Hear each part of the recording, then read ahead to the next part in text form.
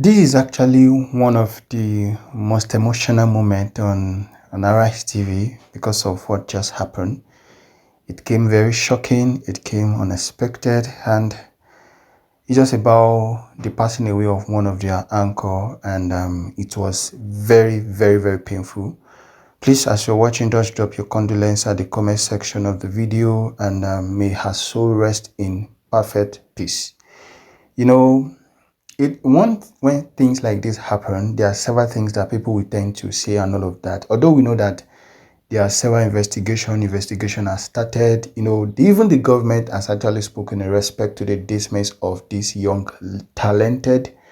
I don't just know what to say, but just drop your condolences to the family of this young lady. Dr. Abati spoke, Giope spoke. They were in pain. They were just emotional, you understand? But let me leave you to everything that happened in the video. It's very painful. It's very, very, very, very painful. It came very shocking, and we hope that the government will actually do their due diligence and investigate the cause of the death of this young lady to the end, and all perpetrators will be put to book. Guys, watch the video and drop your condolences to the family. Arise News. Joining us now is Giope with stories trending around the world. Hello, Janice. Good morning, Dr. Abati. How are you this morning? Good morning, Ayo. Good morning. Good morning, Rufai. What a sad day this morning. Well, good morning to you, viewers. We're beginning what's trending on a sad note. Today, the Arise News family mourns the tragic loss of our beloved colleague, news anchor, reporter, and producer, Somtochukwu Christel Maduagu, affectionately known as Sommie, was taken away from us far too soon at the age of 29. Born on September 26, 1995, Sommie tragically passed away in the early hours of Monday, September 29, 2025, following an armed robbery incident at her residence in Katankwe area of Abuja. The Nigerian police are currently investigating this heartbreaking crime. Sommie was not just a cherished member of the Arise family. She was a vibrant voice that engaged and connected with viewers across the nation. Her presence on our screens brought warmth, professionalism, and authenticity that resonated with audiences. But beyond the airways, beyond the cameras, and the studio lights, Sommie was a trained lawyer, a dedicated professional, a supportive colleague, and a beauty queen. In September 2023, Sommie represented Nigeria at the 40th Miss Tourism World in China. Ahead of the pageant, she spoke exclusively with Arise News about her aspiration to become a politician.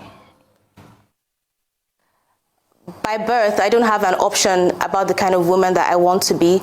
I'm the first daughter of my parents, so right out of the womb, I'm a born leader, and so that's kind of at the top of my mind in any decision that I'm making. On a bigger picture, I want to be a politician. Like you mentioned, I'm from Anambra State, I'm from Anambra Central, and I'm very interested in politics. I'm very interested in impacting my state and Nigeria in general. And I moved to London at the end of my National Youth Service program, like everyone does, just jackpot, trying to make some money. And I just felt very unfulfilled. I was making more money than I ever would in Nigeria, but I just felt very unfulfilled. So the kind of woman I want to be is definitely having positive impact in Nigeria. She's definitely taking up space. She's definitely not just talking about increasing female participation in politics. She's actually doing something to make that happen. And she's graceful, she's feminine, she's gorgeous, and she's fashionable. What a beautiful soul. At just 29 years old, Sommie had already made an indelible mark impacting society, but she had so much more to give, so much more stories to tell, and so many more lives to touch. Today, we extend our deepest condolences to Sommie's parents, siblings, extended family, friends, and loved ones during this incredibly difficult time. Her voice may now be silent, but her spirit, passion, and legacy will endure as part of our collective memory here at Arise News. We remain in shock and call for a speedy investigation, apprehension, and prosecution of those responsible for this senseless crime. As the Arise News family says goodbye to Sommie, we honor her memory by continuing the work she loved and by demanding justice for this tragic loss. Rest in peace, Sommie. Your legacy lives on in every broadcast, every story, and every heart you touched. Tributes have been pouring in. I'd like for you to help me read this. All right, so the Minister of Women Affairs, Hajia Iman Sulaiman Ibrahim, on Monday expressed deep sorrow over the tragic death of Somtochukwu, describing her death as a painful and devastating loss, not only to her family and colleagues, but also to the entire media industry and all those whose lives she touched. She wrote, "Such a bright candle has been blown out in her prime. Nigeria has lost a young woman of talent, courage, and promise. On behalf of the Ministry of Women Affairs, I extend our heartfelt condolences to her family, colleagues, and the entire Arise News family. May her gentle soul rest in perfect peace. Minister of Women Affairs, Hajia Iman Sulaiman Ibrahim." Fantastic. Well, the Minister of Information and National Orientation, Mohammed Idris, described Sommie's death as regrettable and a grievous loss. In a letter of condolence addressed to the chairman of the Arise News channel, Chief Nduka Obaigbena, Idris wrote, "I write to convey our deepest condolences to you and the entire Arise News family on the shocking and untimely death of your esteemed anchor, Ms. Somtochukwu Christelle Maduagu, who by every account was a vibrant and a dedicated news anchor, consummate lawyer, and a model of professionalism whose work resonated with audiences across Nigeria and beyond. Ms. Somtochukwu's tragic death is a grievous loss, not only to the Arise News family, but to the Nigerian media fraternity, and indeed, the nation." More tributes poured in. The governor of Enugu State wrote, "I received with shock and a deep sense of loss the news of Somtochukwu's tragic death. This is highly condemnable. It is reprehensible and cowardly. At 29, she had already established herself in the nation's media space. She was a consummate professional and lit millions of screens with her superb delivery. Indeed, a shining light has been extinguished too soon. A budding superstar has been cut down. And I call on the security agencies to do everything within their powers to track down her killers and bring them to book." The governor of Kaduna State also sent his condolence. He wrote to Prince Nduka Obaigbena, chairman of Arise News and This Day Group, and the entire management and staff, "I extend my deepest condolences. May you find strength in knowing that Sommie's legacy of excellence and integrity endures to her grieving parents, siblings, and loved ones. No parent should bury their child. My thoughts and prayers are with you. May you be comforted by her beautiful memories and indelible mark she left on all who knew her." More tributes. Ayo, can you help me with this? Yes, we have one from the Minister of Aviation and Aerospace Development, Festus Keyamo, who wrote, "On behalf of the Ministry of Aviation and Aerospace Development, my family and myself, we offer our sincere condolences to the families of Somtochukwu Christelle Maduagu and the management and staff of Arise News Channel for this tragic loss. May God Almighty comfort you all at this difficult time." The FCT Police Command also described the incident as a cruel and senseless act. The Commissioner of Police, Ajao Adewale, assured the FCT Command remains fully committed to ensuring that justice is served and ordered a discreet and comprehensive investigation into the circumstances surrounding the incident.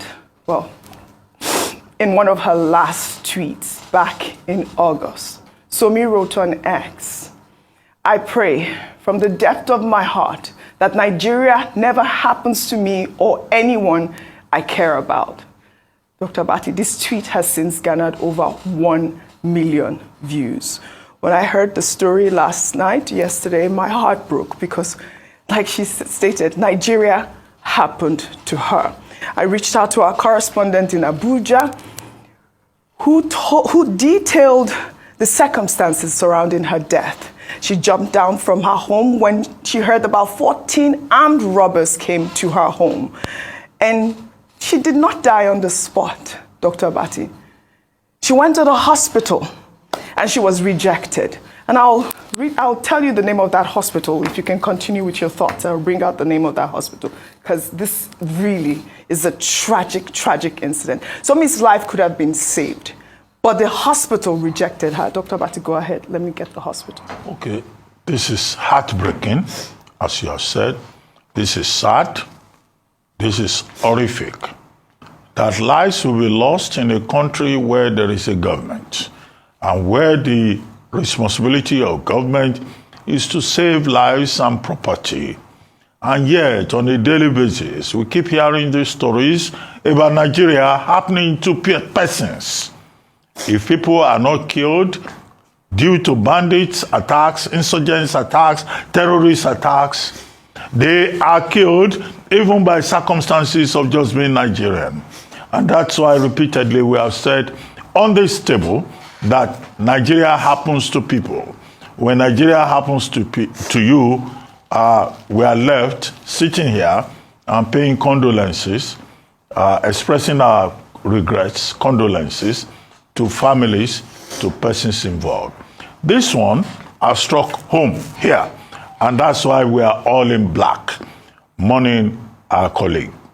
It's very sad, it's very unfortunate, but it should be a subtle reminder that the Nigerian government still has a huge task to ensure that every Nigerian can feel safe in this environment. Anybody who comes into this territory, come Nigeria, can sleep at home. How can somebody be in a home and then armed robbers will go there? We used to say that armed robbery had been eliminated by 419, by petty crimes, by e-fraud, but to see that armed robbers are still actively at work and that Nigeria is returning to the days of Anini and fallen on shore is a very sad development indeed. And I think that President Tinubu should not just take this seriously. He should say, in this particular case, that the authorities, the agencies, should carry out investigations and ensure justice for Sommie. Not because she's one of us, but because every Nigerian life matters. Yes. Whether you are a journalist or you are a cleaner, whoever you are, you have the right to the dignity of life, you have the right to life, and it's the job of government to make sure that we are all safe. We are all saddened and we commiserate with the family, but a life of so much promise, of so much hope, a beauty queen robbed of the promise of the future. The story is about Nigeria, and it's an unfortunate story. She was taken to the Maitama General Hospital. The story you raised about the hospital. Yes, it's called the Maitama General Hospital. Maitama General Hospital. Now, there have been various versions.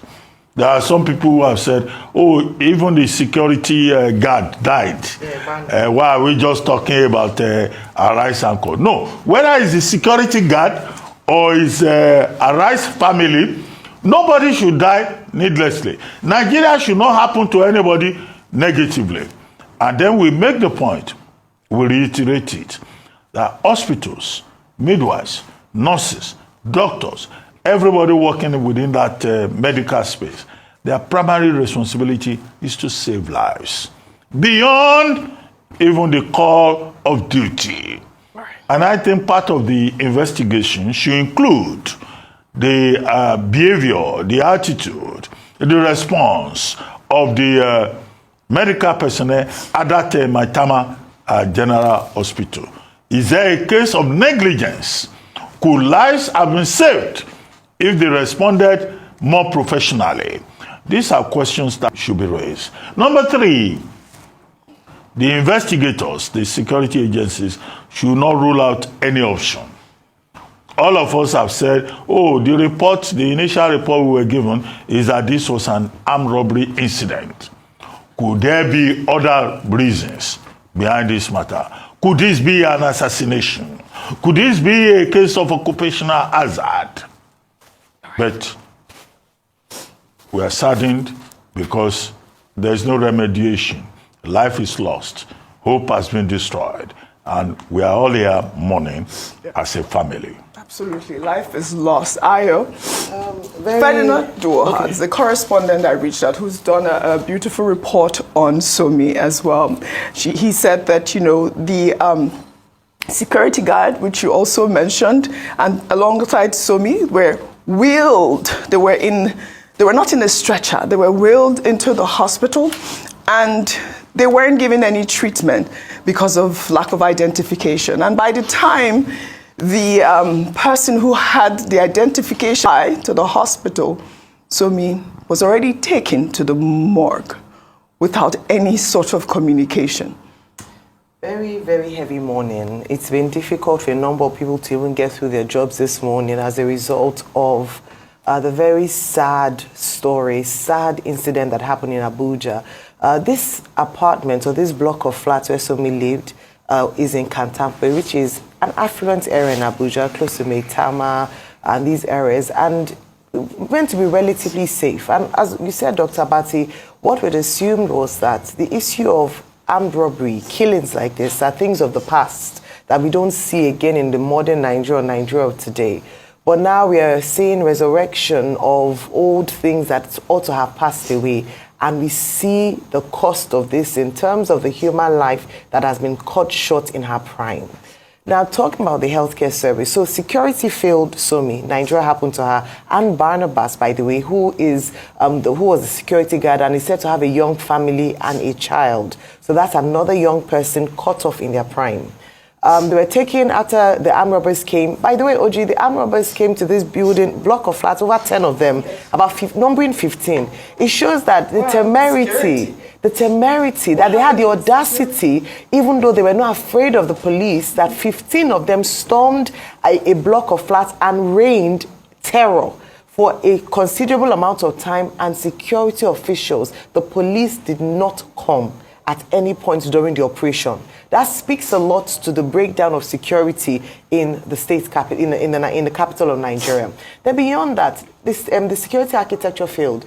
The healthcare system, which is supposed to be an opportunity for people in an emergency, such as Sommie found herself, to receive urgent care. In other climes, in other places where healthcare works, this is where they would be urgently attended to. In the past, we used to have situations whereby if you had a gunshot wound or accident victim, they would ask for certain things because the hospital wanted to indemnify themselves from any police issue. But this has been done away with. There's a law to remove that, so that anyone who was injured by any reason whatsoever would first of all receive care, and other things would follow. The hospital failed Sommie in this regard. And I'm calling on the Mandate Secretary for Health and Environmental Science in the FCT, Dr. Dolapo Fashawe, to look into this matter, especially with hospitals. It was on this same table we discussed the hospital in Abuja, who couldn't very well take care of a pregnant woman. So we have incidents like this whereby there's negligence, gross negligence, that costs human life. Sommie was a promising star, like you've mentioned. Sommie was not just a TV presenter anchor, she was a lawyer. She stood up for the rights of women. We talked about how she was, very instrumental to pushing forward the reserve bill to allow more women in the National Assembly. Sommie was also entrepreneurial. If you read, I read one of her interviews yesterday where she talked about the influence her parents had on her, Mr. and Mrs. Maduagu, who gave her wings to fly and encouraged her to pursue her dreams. Her younger ones, Osi and Divine,